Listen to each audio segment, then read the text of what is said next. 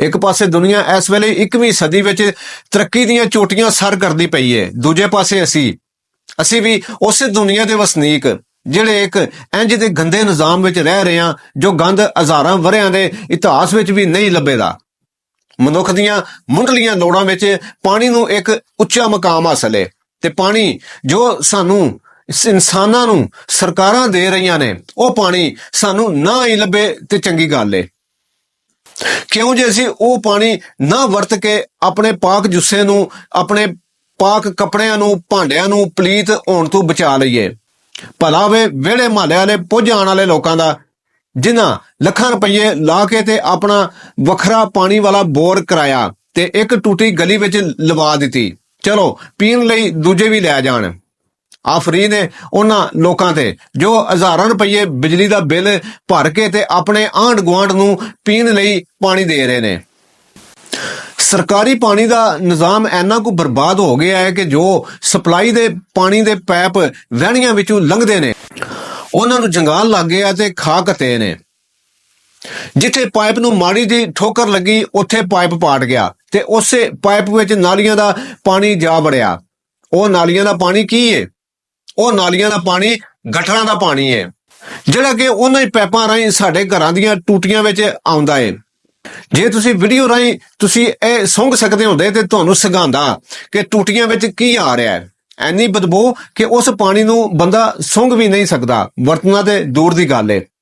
ਅਤੇ ਅਸੀਂ ਉਸੇ ਪਾਣੀ ਨਾਲ ਵਜ਼ੂ ਕਰਨੇ ਆ, ਗੁਸਲ ਕਰਨੇ ਆ, ਕੱਪੜੇ ਧੋਨੇ ਆ, ਭਾਂਡੇ ਧੋਨੇ ਆ।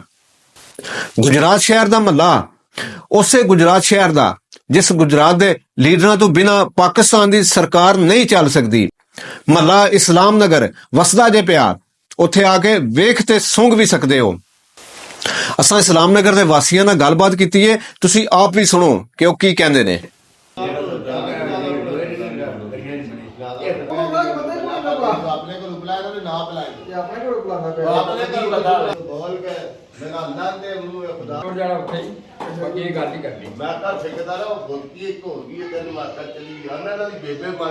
अस्सलाम वालेकुम जी। जी वालेकुम सलाम। की नाम है तुहाडा? मोहम्मद शफीक। मोहम्मद शफीक साहब, अच्छा तुसी अपना ਜਿਹੜਾ ਪਾਣੀ ਘਰ ਵਿੱਚ ਵਰਤਦੇ ਹੋ, ਭਾਂਡੇ ਧੋਂਦੇ ਹੋ, ਨਹਾਉਂਦੇ ਧੋਂਦੇ ਹੋ, ਅੱਗੋਂ ਜਿਹੜਾ ਕੱਪੜੇ ਧੋਂਦੇ ਹੋ, ਵਜ਼ੂ ਕਰਦੇ ਹੋ, ਉਹ ਕਿਹੜੇ ਪਾਣੀ ਨਾਲ ਘਰ ਦੇ ਮੋਟਰ ਤੇ ਕਰਦੇ ਹੋ ਜਾਂ ਕਿ ਵਾਟਰ ਸਪਲਾਈ ਦਾ? ਵਾਟਰ ਸਪਲਾਈ ਦਾ। ਵਾਟਰ ਸਪਲਾਈ ਦਾ ਪਾਣੀ ਉਹ ਇਸ ਕਾਬਲ ਹੁੰਦਾ ਹੈ ਕਿ ਉਹਦੇ ਨਾਲ ਵਜ਼ੂ ਕੀਤਾ ਜਾਏ, ਉਹਦੇ ਨਾਲ ਗੁਸਲ ਕੀਤਾ ਜਾਏ, ਪਾਕੀ ਹਾਸਲ ਕੀਤੀ ਜਾਏ? ਨਹੀਂ ਹੁੰਦਾ। ਕੀ ਵਜ੍ਹਾ ਕੀ ਹੈ? ਉਹ ਪਾਣੀ ਨੂੰ ਕੀ ਮਸਲਾ ਹੈ? ਬਦਬੂ ਬੜੀ ਆਉਂਦੀ ਹੈ। ਅੱਛਾ, ਪਾਣੀ ਗੰਦਾ ਨਾਲ ਆ, ਪਾਣੀ ਨਹੀਂ ਨਿਕਲਦਾ ਬਾਹਰ। ਤੇ ਉਹ ਪਾਣੀ ਕਿਹੜਾ ਪਾਣੀ ਜਿਹੜਾ ਬਦਬੂ ਫਲਾਉਂਦਾ ਪਿਆ? ਉਹ ਆ ਜਿਹੜਾ ਮਹੱਲੇ ਦਾ ਸਾਰਾ ਆ ਰਿਹਾ ਗੰਦ, ਇਹ ਗਟਰਾਂ ਦਾ ਪਾਣੀ, ਜਿਹੜਾ ਨਾਲੀਆਂ ਦਾ ਪਾਣੀ। ਜੀ ਆ। ਤੇ ਉਹ ਤੁਸੀਂ ਉਹਦੇ ਬਾਰੇ ਕੋਈ ਗੱਲ ਕਰਨਾ ਚਾਹੋਦੇ? ਪਾਣੀ ਬਹੁਤ ਗੰਦਾ ਆ ਰਿਹਾ, ਗਲੀਆਂ ਆਪਣਾ ਨਾਲੀਆਂ ਬੰਦ ਨੇ। ਅੱਛਾ, ਪਾਣੀ ਬਾਹਰ ਨਹੀਂ ਨਿਕਲ ਰਿਹਾ, ਉਹਦੀ ਵਜ੍ਹਾ ਨਾਲ ਬਦਬੂ ਸਾਰਾ ਪਾਣੀ ਅੰਦਰ ਆਉਂਦਾ ਪਿਆ। ਅੱਛਾ, ਤਲਿਆ ਦਾ ਕਿ ਸਾਡੀ ਗਲੀ ਬਣਨੀ ਚਾਹੀਦੀ ਹੈ, ਸਹੀ ਹੈ, ਤੇ ਨਾਲੀਆਂ ਬਣਨੀਆਂ ਚਾਹੀਦੀਆਂ ਨੇ, ਔਰ ਬੰਦਾ ਸਾਨੂੰ ਚਾਹੀਦਾ ਇੱਥੇ ਕਿ ਜਿਹੜਾ ਮੁਸਤਕਿਲ ਲੱਗੇ। ਜੀ ਜੀ। ਇਹ ਗਲੀ ਵਾਲੀ ਮੈਂ ਵੇਖਣਿਆ ਪਏ ਸਾਰੇ ਇਸਲਾਮ ਨਗਰ ਨੂੰ ਸਾਰ ਨੂੰ ਗੰਦੀ ਗਲੀ ਜਿਹੜੀ ਹੈ ਨਾ, ਇਹ ਸਾਰੇ ਆਪਣੇ ਚਿੱਕੜ ਪਏ ਹੈ ਤੇ ਬਾਹਰ ਆਪਣੇ ਕੂੜਾ ਕੱਢ ਕੇ ਰੱਖ ਗਏ ਨੇ ਤੇ ਅੱਗੋਂ ਚੁੱਕਣ ਵਾਲਾ ਕੋਈ ਨਹੀਂ ਹੈ। ਤੇ ਨਾਲੀਆਂ ਦੇ ਵਿੱਚ ਇਹ ਵੇਖੋ ਜੀ, ਆ ਭਾਈਓ ਭਾਈ ਜੀ ਜਰਾ ਆਪਣਾ ਜਿਹੜਾ ਸਾਰੀਆਂ ਗਲੀ ਦਾ ਸੂਰਤ ਹਾਲ ਭਾਈਓ ਜੋ ਕੁਝ ਹਾਲ ਹੋਇਆ ਹੈ। अस्सलाम वालेकुम, ਤੁਸੀਂ ਵੇਖ ਰਹੇ ਹੋ ਇੱਥੇ ਰੱਖ ਨਿਊਜ਼ ਤੇ ਮੈਂ ਆ ਮੁਹੰਮਦ ਸਾਦ। ਅਸੀਂ ਇਸ ਵੇਲੇ ਮੌਜੂਦ ਹਾਂ ਮਹੱਲਾ ਇਸਲਾਮ ਨਗਰ ਦੇ ਇੱਕ ਗਲੀ ਦੇ ਵਿੱਚ, ਜਿੱਥੇ ਗਲੀ ਵਾਲੇ ਸਿਆਪਾ ਕਰ ਰਹੇ ਨੇ ਕਮੇਟੀ ਦਾ। ਇਹ ਅੱਜ ਦੀ ਗੱਲ ਨਹੀਂ, ਇਹ 4-5 ਵਰ੍ਹੇ ਹੋ ਗਏ ਨੇ। ਗਲੀ ਜਿਹੜੀ ਇਹ ਖੰਡਰਾਂ ਦੀ ਸੂਰਤ ਪੇਸ਼ ਕਰਦੀ ਹੈ ਵੀ ਗਲੀ ਵਿੱਚ ਨਾਲੀਆਂ ਦਾ ਇਹ ਹਾਲਤ ਹੈ ਕਿ ਇੱਥੇ ਜਿਹੜਾ ਨਾਲੀਆਂ ਦਲ ਬਣੀਆਂ ਨੇ।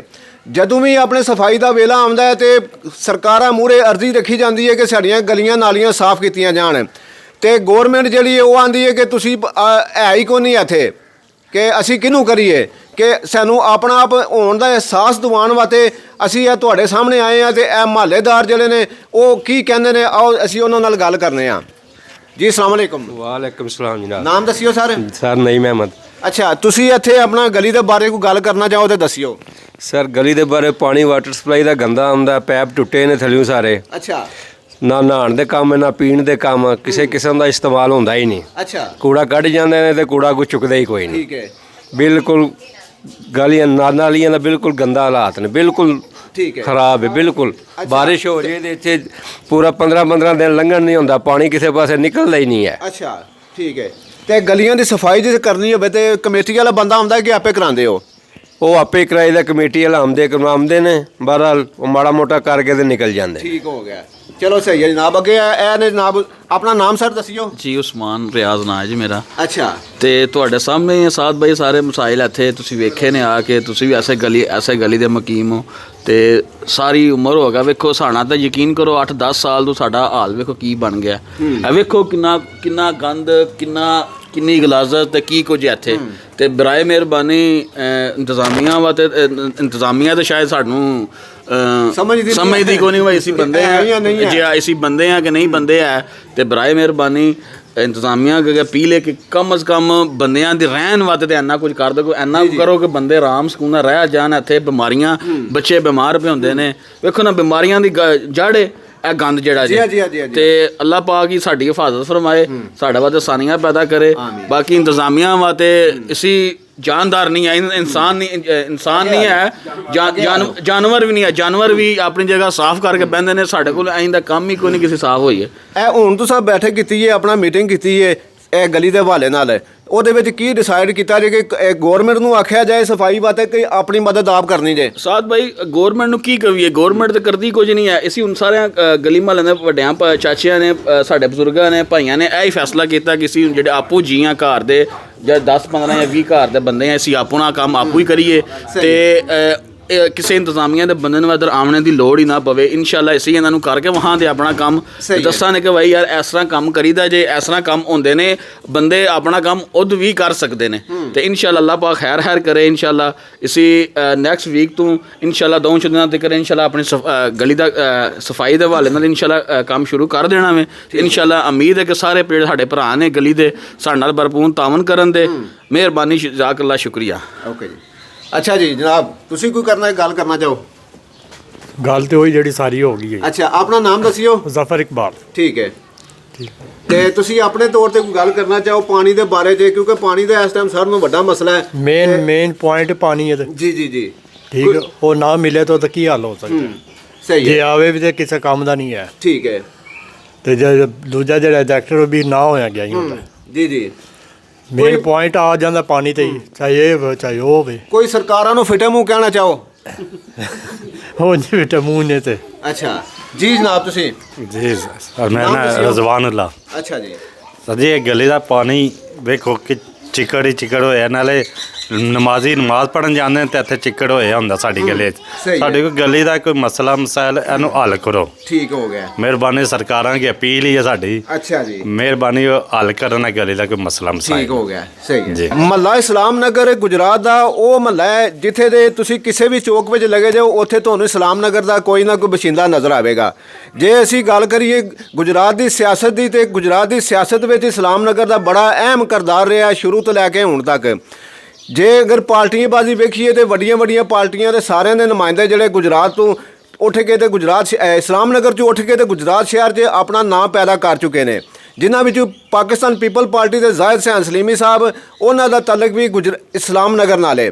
ਫਿਰ ਔਰੰਗਜ਼ੇਬ ਭੱਟ ਸਾਹਿਬ ਜਿਹੜੇ ਕਿਸੇ ਤੋਂ ਭੁੱਲੇ ਨਹੀਂ ਹਨ ਗੁਜਰਾਤ ਵਿੱਚ, ਜਿਹੜੇ ਆਪਣੀ ਐਲੀ ਪ੍ਰਾਪਰਟੀ ਦੀ ਸਨਅਤ ਹੈ ਉਹਦੇ ਵਿੱਚ ਬੜਾ ਵੱਡਾ ਨਾਂ ਹੈ।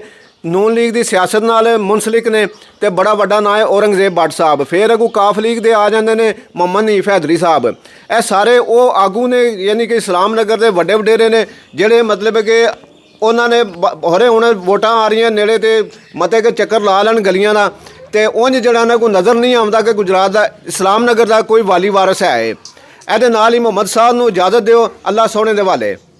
ਕੋਈ ਗੱਲ ਨਹੀਂ ਹੈ। ਠੀਕ ਹੈ। ਸਾਡਾ ਗੰਦ ਇੱਥੇ ਸ਼ੁਰੂ ਹੋ ਜਾਂਦਾ ਹੈ। ਗੰਦ ਕੋਈ ਨਹੀਂ ਹੈ।